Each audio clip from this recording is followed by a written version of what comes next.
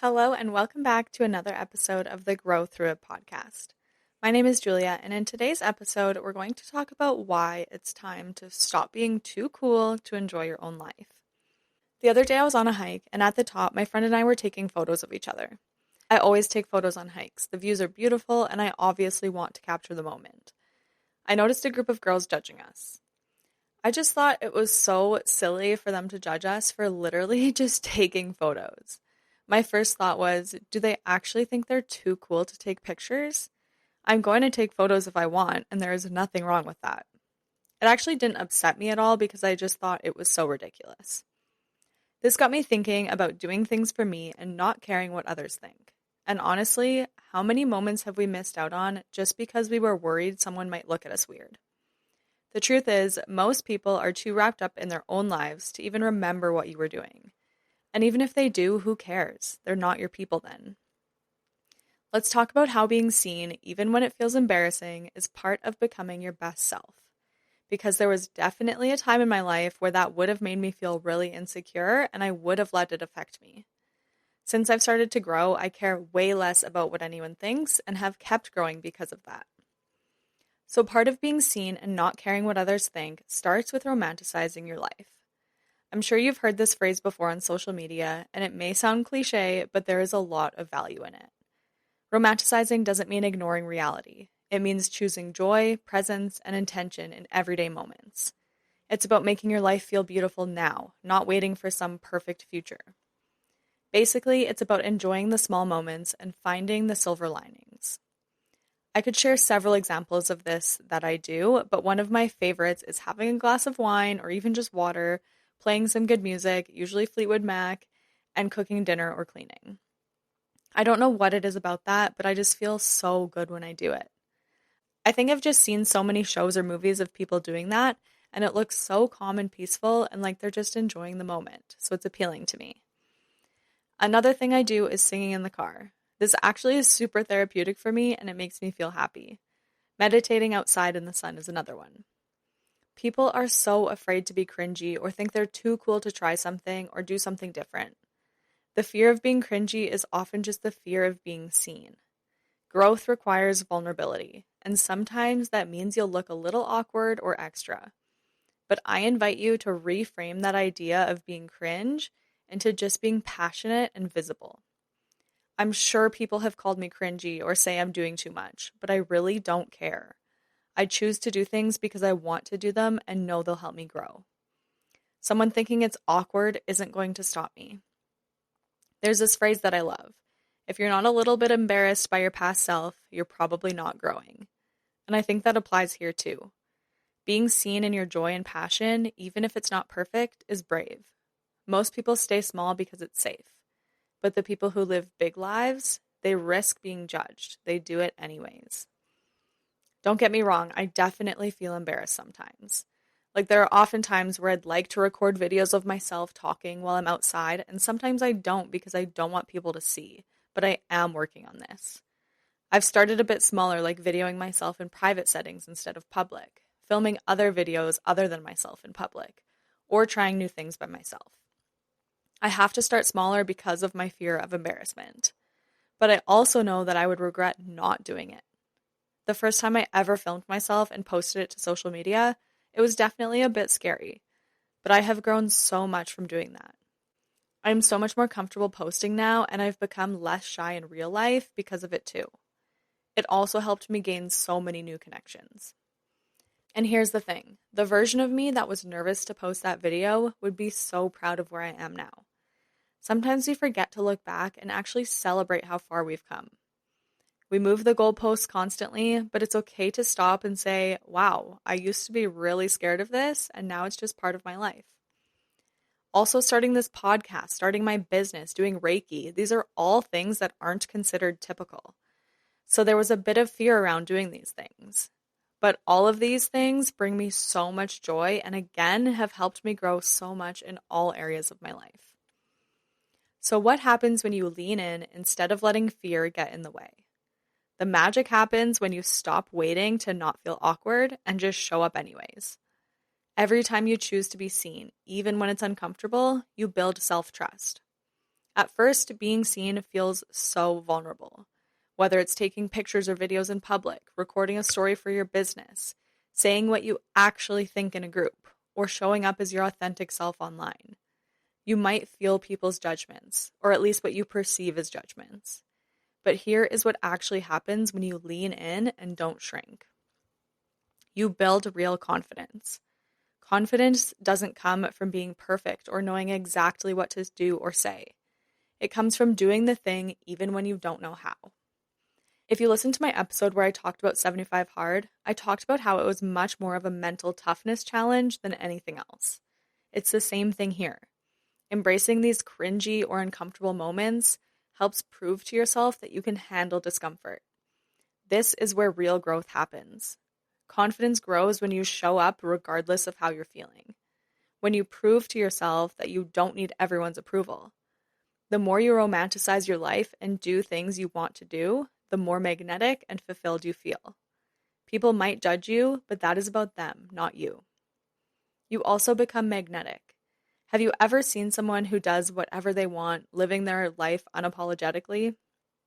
They radiate confidence and they look like they're having so much fun. This draws people in. I know I want to be around people like that. That's what happens when you stop trying to be perfect and start being powerful. You shift from performing for others to living for yourself.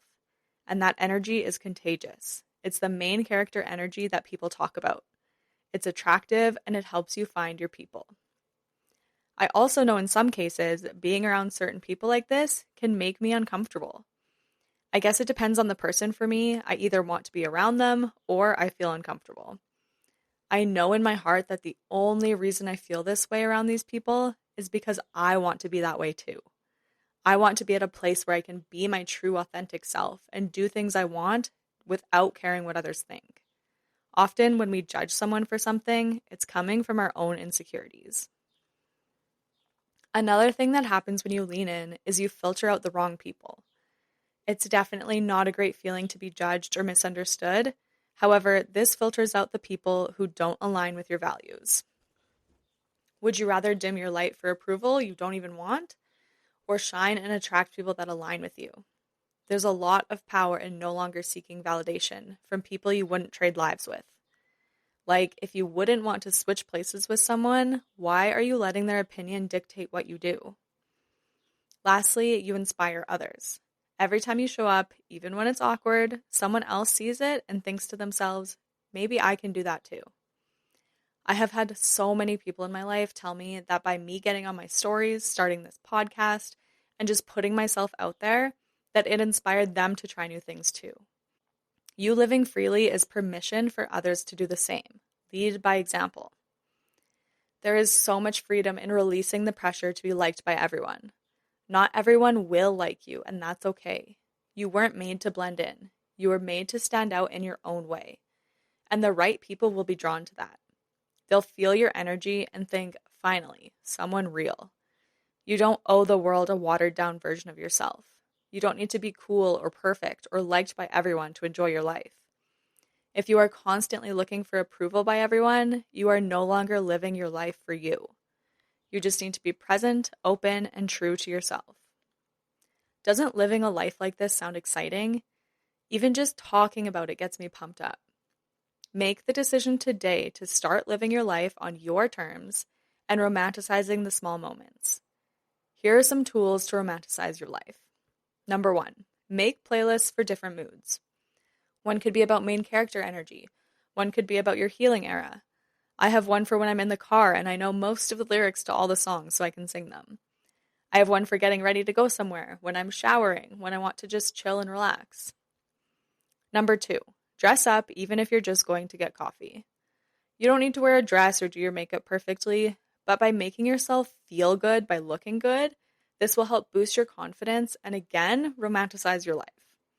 You can wear something comfortable like a sweatsuit or activewear set, but wear something that makes you genuinely feel good. I promise this small thing can make a big difference. Number 3, when you go on solo dates, make it feel like a real date. Again, wear something that makes you feel good. Do your hair or makeup if that feels good to you. Dress up for you. Solo dates, as I've mentioned many times, are such a great way to build confidence and self-love. And take pictures on these solo dates. It doesn't have to be of you, but you can take photos of what you're doing.